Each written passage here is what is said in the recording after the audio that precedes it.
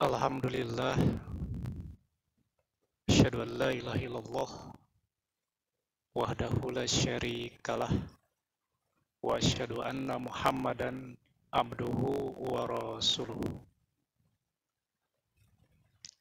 Alhamdulillah kita dapat kembali dipertemukan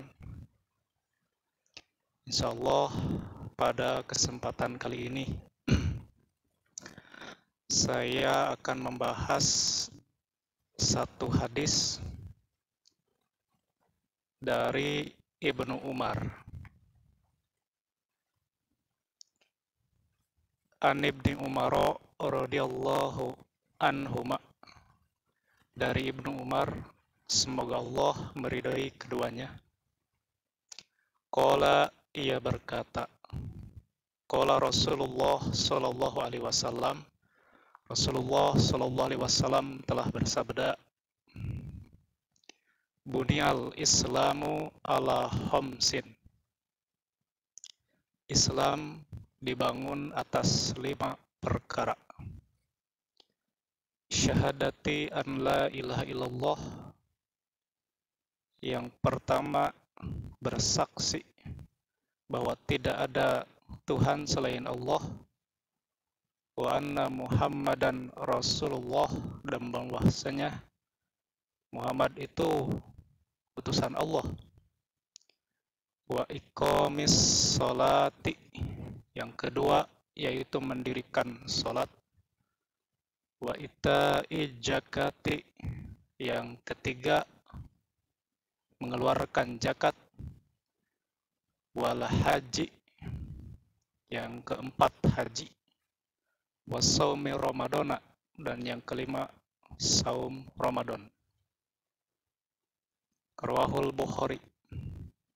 Hadis ini diriwayatkan oleh Al-Bukhari. Al-Bukhari menempatkan hadis ini pada kitab iman. Jadi Nabi Shallallahu Alaihi Wasallam seolah-olah memberikan gambaran bangunan Islam. Jadi bangunan Islam itu terdiri dari 5 perkara. Seolah-olah beliau membuat tasbih atau perumpamaan bahwa Islam itu akan menjadi kuat bila ada 5 penopang atau 5 tihangnya, gitu kan. Sedangkan bangunan Islam tentu maknanya bangunan secara maknawi.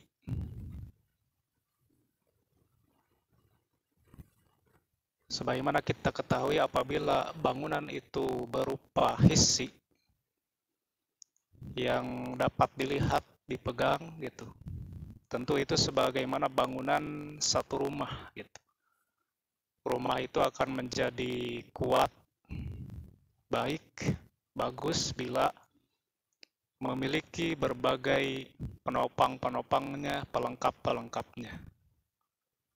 Rumah itu kan harus ada pondasi, dinding, tihang, kemudian atap.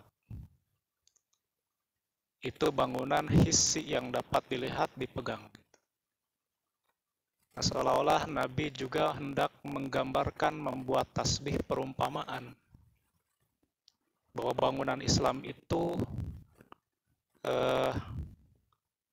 setidaknya ada 5 perkara.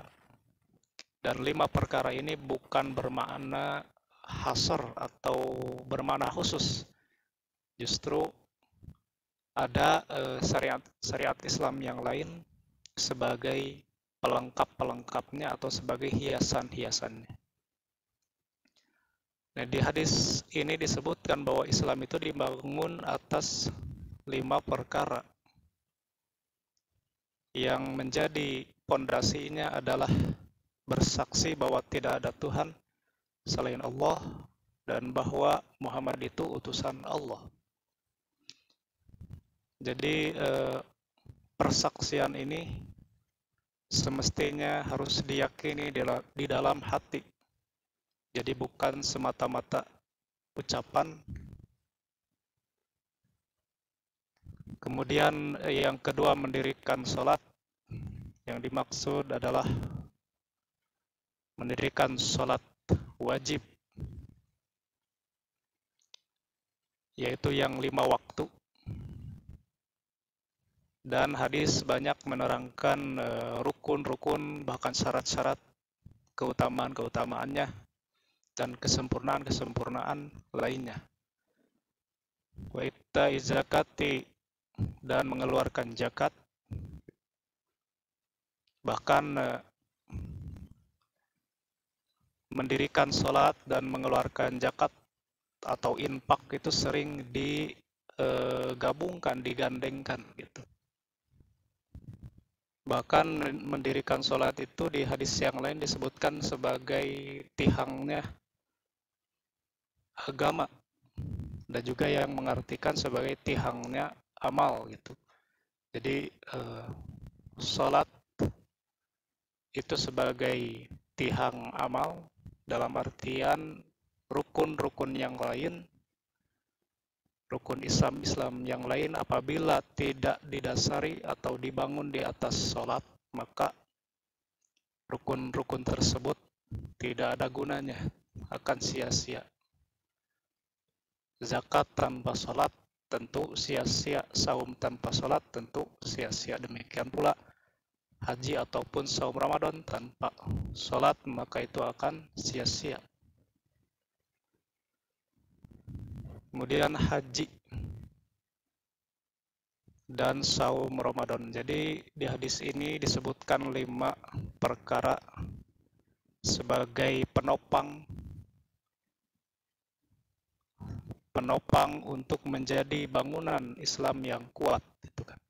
Disebutkan 5 di hadis ini bukan berarti tahsis, mengkhususkan 5 saja. Bahkan justru banyak syariat-syariat yang lain yang utama,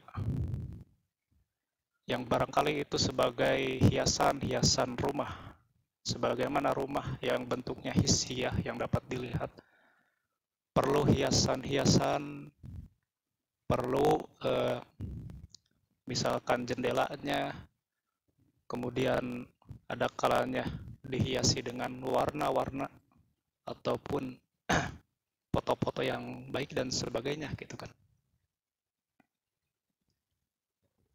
Jadi Nabi SAW mengumpamakan bangunan Islam sebagaimana bangunan rumah gitu, yang akan kokoh dan kuat bila terdapat penopang-penopang yang semestinya menjadi penopang bangunan tersebut. Jadi antara faedah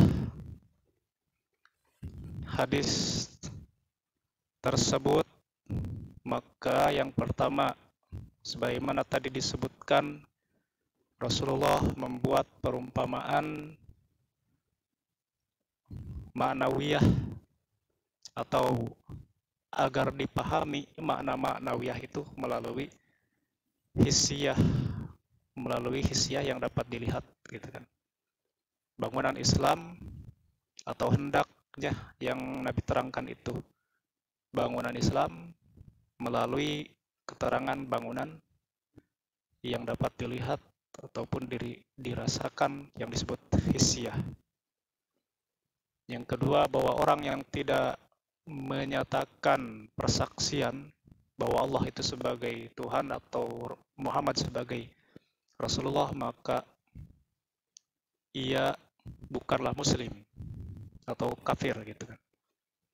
Dan barang siapa yang tidak melaksanakan rukun-rukun Islam seperti sholat, zakat, saum, ataupun haji karena malas ataupun karena hal yang lain, maka itu termasuk kepada kafir amali gitu. Jadi kafir amali itu adalah seorang muslim namun ia tidak sholat karena malas, ia tidak saum karena malas gitu kan, amalnya seperti kafir tapi bukan kafir yang hakiki. Kemudian yang terakhir, barang siapa yang meninggalkan rukun-rukun tersebut seperti sholat, zakat, saum, dan haji karena meyakini bukan syariat Islam ataupun misalkan tidak meyakini sholat yang 5 sebagai sholat wajib, maka dia dianggap sebagai kafir i'tiqadi. Jadi yang semestinya kita yakini atau diterangkannya wajib, maka kita harus yakini itu hal yang wajib. Apa yang diterangkan di dalam syariat sebagai hukum sunat, maka kita pun harus yakini itu sebagai hukum sunat.